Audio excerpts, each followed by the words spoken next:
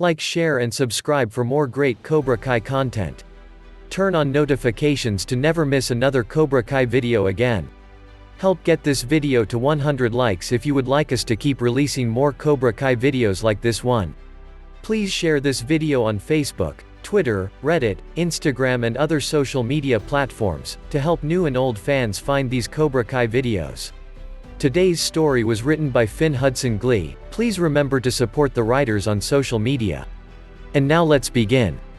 In the hours following Samantha's hospitalization, Daniel LaRusso felt like his entire world had fallen apart. The doctors informed him and Amanda that Sam had in fact cracked 2 ribs, and sustained a concussion to go with the deep gashes under her arm. Though the injuries were minimal compared to what Miguel and his family must have been enduring, to Daniel it felt like a death knell. Amanda had leaned hard on karate going by the wayside, and initially, Daniel agreed. Karate had brought nothing to their family but pain and strife. Surely it wouldn't be difficult to give up, right? He spent the evening taking down everything in the small dojo he had set up at his house in Encino, shedding more tears than he'd like to admit over a picture of Mr. Miyagi. It was hard not to cry when you felt like such a failure. And that's what it was, wasn't it? Failure. He had taught his students that they should defend themselves, but he never really taught them when to walk away. It was impossible for him to teach a lesson he hadn't already learned, it seemed. Robbie was the one who hurt most of all. The kid hadn't appeared since the fight, and Daniel was grateful for his absence. What would he say to him if he saw him? He knew Robbie well enough to know that he couldn't have meant to hurt Miguel in such a drastic way, but he also knew that Johnny Lawrence's blood ran through the kid's veins. He knew what a temper looked like. He couldn't bring himself to go to Miyagi-Do. He knew that house and garden only housed memories that would haunt him too vigorously for him to face now.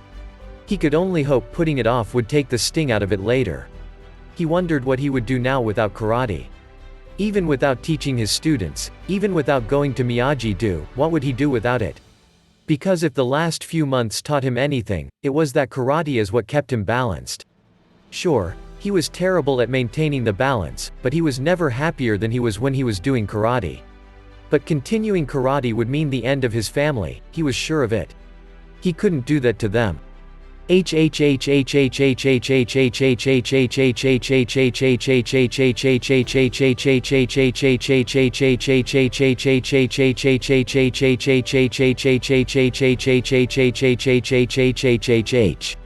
Sam also felt like her life was tearing at the shreds. Ever since the moment she broke up with Miguel, she felt like there was a metal grip, clenching around her heart like a vice. Robbie did nothing to lessen that pain, but that one drunk kiss at the party made it temporarily disappear. Miguel was her soulmate. She knew it. Her heart literally stopped when she saw him fall off the balcony, and as her and Hawk sat in the ambulance with Miguel on the way to the hospital, the rivalry temporarily forgotten, tears incessantly streamed down her face. She was devastated that she never got to tell him how she felt. He knew it though. She knew he did. He had too. As she stood in her room that night, she paced around, anxiously awaiting any news about Miguel. She knew that sleep wouldn't come to her, not with Miguel in that hospital, fighting desperately to cling onto his last strands of life. Pain flared to her left arm, which contained 3 stitches from her altercation with Tori.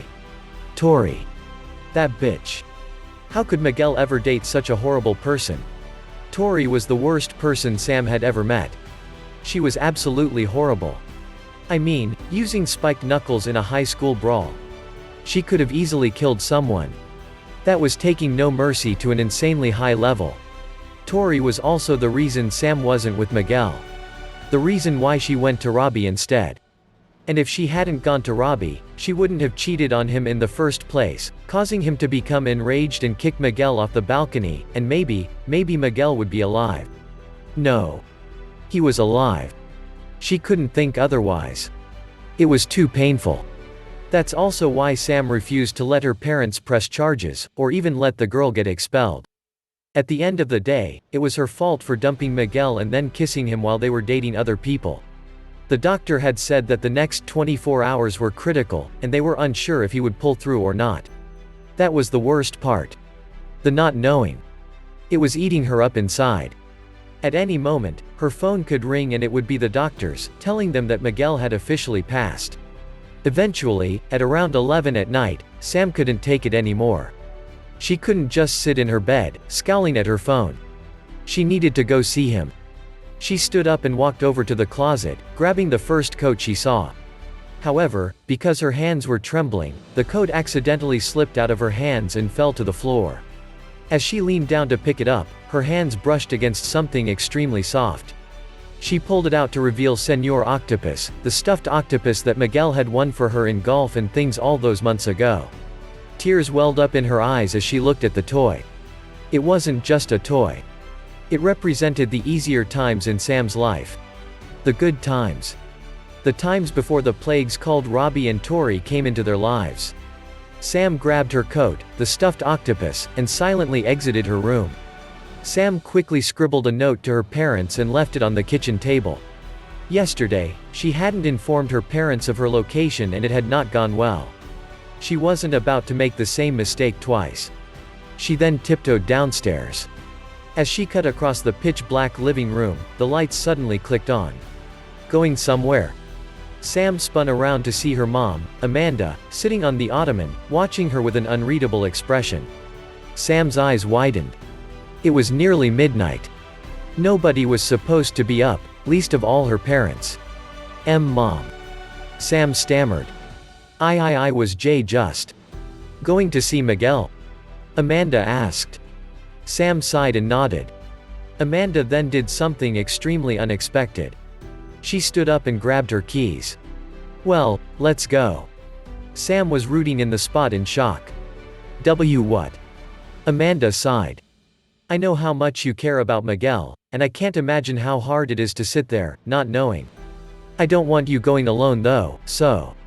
Sam smiled and hugged her mom, and the two of them walked out of the house together. As they headed out the doorway, Amanda turned to her daughter. You know, your father isn't going to be happy when he hears that you have a thing for not only a Cobra Kai but, you know, their leader. Samantha blushed furiously but honestly, she didn't care. You won't tell him, right? Your secret's safe with me. Amanda replied, reassuringly. Sam smiled faintly. Thanks, Mom.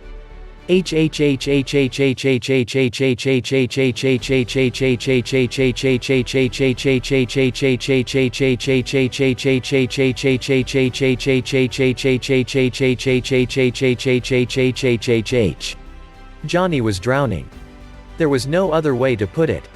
24 hours ago, he had a girlfriend he really cared about, Miguel's mom, Carmen, a biological son in Robbie, and he had a mentee son in Miguel. Now, 24 hours later, he had none of them. Carmen, understandably, wanted nothing to do with him after what had happened to her son. Robbie was Mia, nobody knew where in the world he was. And Miguel. Coaching Miguel over the past year and a half was the best part of Johnny's entire life. The progress that Miguel had made in that time was incredible. He had gone from a shy kid who was getting his ass kicked by random dumpy jocks, to a strong, confident man who stood up for himself and didn't take shit from anyone, whilst still remaining a good person. That was certainly more than Johnny had ever achieved. Johnny thought back to the time when he first told Miguel that Miguel had the potential to be better than he ever was. He was wrong. Miguel didn't just have the potential, he was already much, much better than Johnny ever was, and probably ever would be. He showed honor towards Robbie in the fight and look where that got him. Miguel was the only person in Johnny's entire life who hadn't given up on him and was always there for him, and Johnny always tried to return the favor. Miguel was different to everyone else, different to all of the relationships that Johnny had screwed up in the past. Ali, Carmen, Shannon Keene, Robbie. It had been an absolute whirlwind of a relationship between them.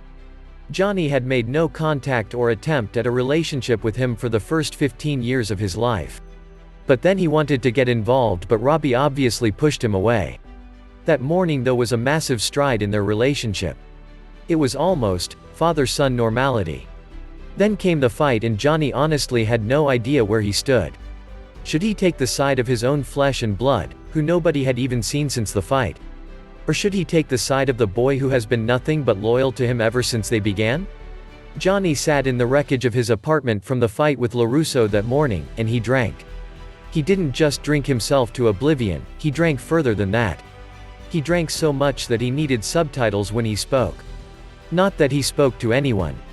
After Carmen kicked him out of the hospital, and he found out that he lost all of his students and all Johnny could bring himself to do was sit in his apartment and drink Coors after Coors after Coors until he blacked out.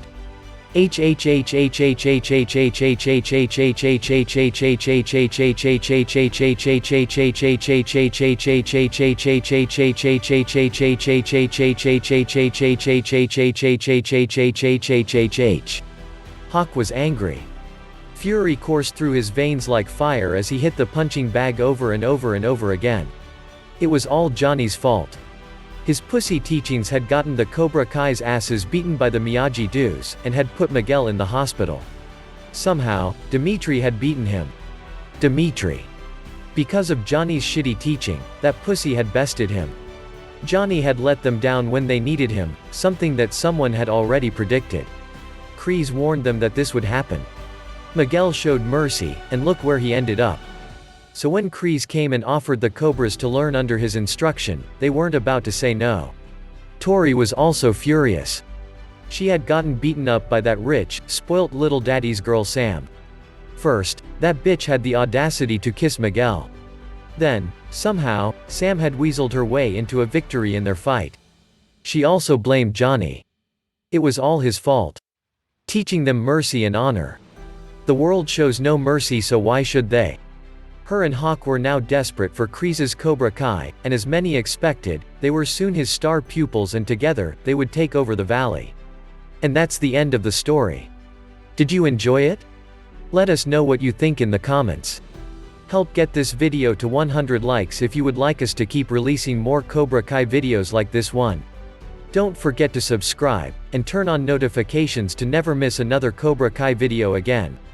Please share this video on Facebook, Twitter, Reddit, Instagram and other social media platforms, to help new and old fans find these Cobra Kai videos. And we'll catch you in the next one. Peace.